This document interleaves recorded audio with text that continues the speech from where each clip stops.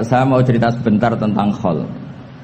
Dulu 84 guru saya Kiai Haji Maimun Zubair, semua mas saya se-Indonesia rawuh ke sini untuk muktamar, termasuk bapak kandung saya Kiai Haji Nur Salim ikut datang, ikut menyaksikan betapa pondok ini zaman itu masih Kiai As'ad jadi tonggak sejarah penting dalam NU, yaitu kembali ke Khittah 26. Kita tahu NU dulu itu ormas, kemudian era Gus Wahid jadi partai politik, era Gus Dur karena saran beberapa kiai, wafi muqaddimihim ada Kiai As'ad, Kiai Ahmad Siddiq dan beberapa kiai, kembali lagi ke Khittah 26, yaitu menjadi ormas, organisasi masyarakat yang menaungi, yang mengayomi, yang menganjurkan mazhab ahli sunnah wal jamaah.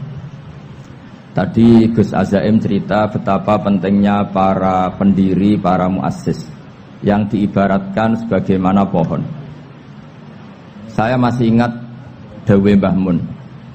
Saya nanti cerita mas saya sebentar, terus cerita kitab Al-Ataqah As-Somadiyah dikarang Said Muhammad, fawaidnya maksudnya. Kalau Islam Arab, ini kata Mbah Mun, kalau Islam Arab itu contohnya kayak pohon kurma, jadi kuat. Dan wajah tasbihnya itu di daunnya tidak jatuh. Tapi kalau Islam Indonesia kata Mbah Mun itu kayak padi, jadi ya agak doyong-doyong sedikit gitu. Jadi untuk menghadapi angin besar itu pilihannya dua, Anda kekar kayak kurma atau fleksibel kayak padi. Jadi ya doyong-doyong sithik gitu. Ada koruptor sowan, salam templeknya ya diterima gitu. Ada calon bupati cantik ya didukung, pokoknya agak-agak doyong gitu. Tapi baru kayak doyong itu nggak bisa roboh karena fleksibel. Jadi kazar in akhrajat tahu. Jadi ada dua tamsil. Karena memang menghadapi orang fasik, orang dolim ini kita sebagai ulama itu ya kebingungan. Ini mungkin Ki Afif bisa bahsul masail ini. Karena pertanyaannya gini, saya berkali-kali digojlok sama bapak saya.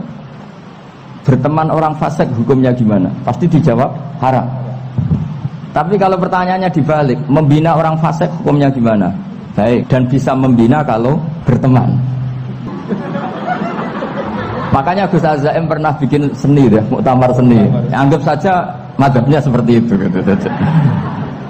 Jadi ya agak doyong-doyong sedikit. Masa ketop berteman orang yang macam-macam, tapi itu fleksibel. Nyatanya tetap soleh sampai sekarang gitu. Itu berarti itu ya gitu kata Bamun itu.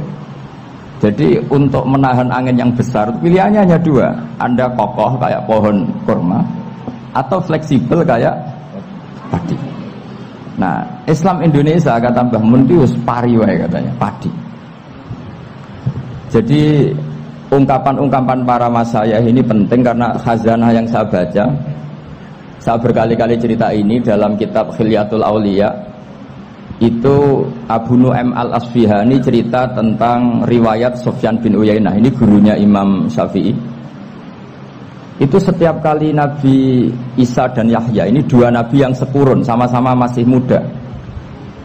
Nabi Yahya itu senengannya dolan ke orang-orang soleh, menyambangi orang-orang soleh.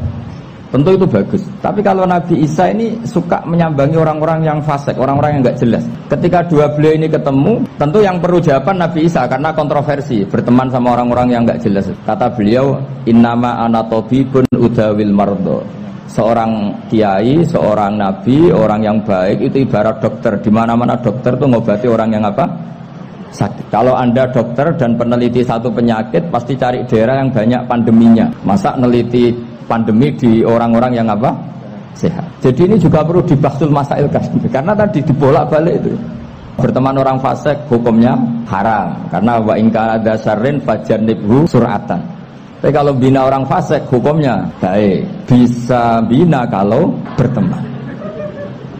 Jadi fikih itu juga dibolak-balik. Makanya sholat juga gitu. Sholat yang tumakninah yang lama itu ya bagus. Masa jagongan mbek pangeran nggak asik? Jagongan sama teman aja asik, masa jagongan sama pangeran tidak apa? Asik. Tapi kalau Ibnu Abbas sholat tuh cepat. Ketika ditanya, kenapa kalau Anda sholat cepat? Setan baru tata-tata mau goda, saya sudah selesai.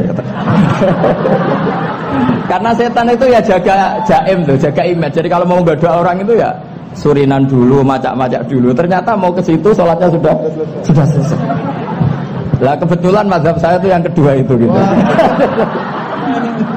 Jadi kalau Gus Azaim itu sholat lama sekali, itu ada mazhab tandingan, yaitu mazhab saya. Itu karena ini sepuh saya, meskipun top beliau tapi sepuh saya. Saya sudah 50, beliau baru 40. Ini berarti baru memulai kiai. Kalau pakai umur nubuah ini baru memulai. Jadi mazhab itu penting. Jadi pembanding itu harus diutarakan. Sehingga dalam fikih manapun itu sebuah mazhab itu harus diuji itu lewat pembanding. Dulu itu setiap debat fikih antar ulama itu mesti nggak ada yang menang. Misalnya saya kiai kelihatan miskin itu ya baik supaya santri-santri yang miskin itu punya teman gitu. Karena rata-rata santri itu miskin, nah dikancani kiai kan seneng gitu. Tapi problemnya kiai yang miskin itu ya nggak bisa nolong santri karena dia sendiri apa miskin gitu. Makanya dulu Imam Syafi'i itu pengagum orang miskin. Setelah ngaji Imam Malik tanya, ya Imam Malik orang yang sealim jenengan itu siapa? Jawabnya Imam Malik lucu. Dulu Abu Hanifah, sekarang orangnya sudah meninggal ya. Ilmunya dititipkan atau diwaris oleh Muhammad bin Hasan Asy-Syaibani. Akhirnya Imam Syafi'i dibiayai Imam Malik ke Irak. Imam Syafi'i miskin, bisanya ke sana dibiayai Imam Malik. Itu seperti Abu Ya Said Muhammad masyhur, ini murid beliau. Kalau ada santri boyong kan mesti apa? Disangoni. Ketika datang ke Irak, Muhammad bin Hasan Asy-Syaibani itu nata uang, nata emas itu di ruang tamu. Jadi ngitung uang itu di ruang tamu. Miliatan. Ini kaget. Ini kiai kok kedonyan kata Imam Syafi'i itu. Tapi apa kata Muhammad bin Hasan Asy-Syaibani? Anda kagum ini, Anda kaget ini. Kalau kamu menyoal orang soleh kaya, ini tak kasihkan orang-orang fasik. Biar dipakai judi, dipakai selingkuh, dipakai maksiat. Jangan. Harta ini harus tetap di orang soleh. Kalau ke orang fasik, bahaya. Berarti kiai boleh kaya, boleh. Semenjak itu ada gerakan kiai kudu sugih. Ya ada yang kesampaian, ada yang enggak gitu aja. Tapi karena kalau pakai logika fikih, harta itu fitnah. Oke, seakan-akan harta itu masalah. Tapi kalau ini dikuasai orang dolim, maka masalah besar. Jika orang-orang soleh ini harus juga menguasai harta. Nah, terus lama-lama dikiaskan kekuasaan. Kalau yang kuasain orang fasik, orang tidak sholat ribet. Akhirnya kiai terus dukung. Ya akhirnya ke politik tadi. Nak menawa bupatinya kena diatur gitu. Diatur kon sholat, orang ngasih proposal, maksudnya diatur kon sholat maksudnya. Ini cerita-cerita apa logika. Makanya saya sering ngaji kitab-kitab itu, diantara yang saya suka adalah ada dialog besar yang terjadi di antara orang-orang pilihan, termasuk bahkan di antara para nabi dan Tuhan.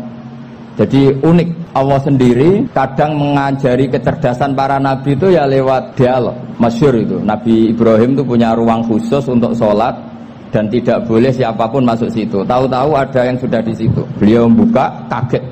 Siapa memberi izin ke kamu? Yang punya rumah ini. Saya yang punya rumah dan saya tidak memberi izin kamu. Yang memberi izin saya itu yang punya saya, kamu dan rumah ini. Yaitu Allah Ta'ala katanya. Wah berarti kamu malaikat dong? Iya saya malaikat Israel. Disuruh nyabut nyawa kamu kan? Ya agak sopan karena agak pernah mondok di Salafiyah itu namanya malaikat Israel itu. Itu akhirnya Nabi Ibrahim bilang, wah itu keliru, Anda pasti keliru. Hal ra'aita habiban yumitu habibah, hal ra'aita khalilan yumitu khalilah. Saya ini Khalilur Rahman, saya ini kekasih Allah. Masa ada kekasih bunuh yang dikasih? Itu Israel akhirnya ngaji, masuk akal juga.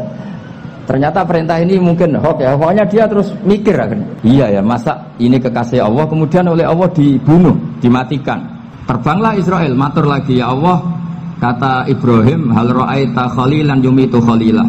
Masa kekasih bunuh yang dia apa? Kasih. Kayaknya masuk akal Gusti.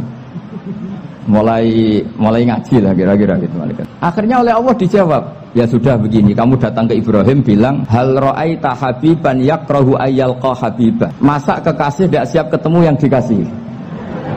Nah, jadi akhirnya Nabi Ibrahim, Israel datang lagi. Logikanya sekarang enggak gitu, begini katanya diajarin. Hal ra'aita habiban yakrahu ayyalqa habibah. Masa kekasih tidak siap ketemu yang dikasih. Kata Ibrahim, oke, ya, terus mau meninggal. Jadi kalau jenengan cinta betul sama Allah ya harus, ya tidak usah, jangan sekarang tapi. Kalau mati di rumah aja, kalau di pondok ngerepotnya kiainya nanti. Tapi nanti setelah punya cucu banyak lah. Nah, barokahnya baca ini dialog-dialog orang pilihan ini akan tersibak.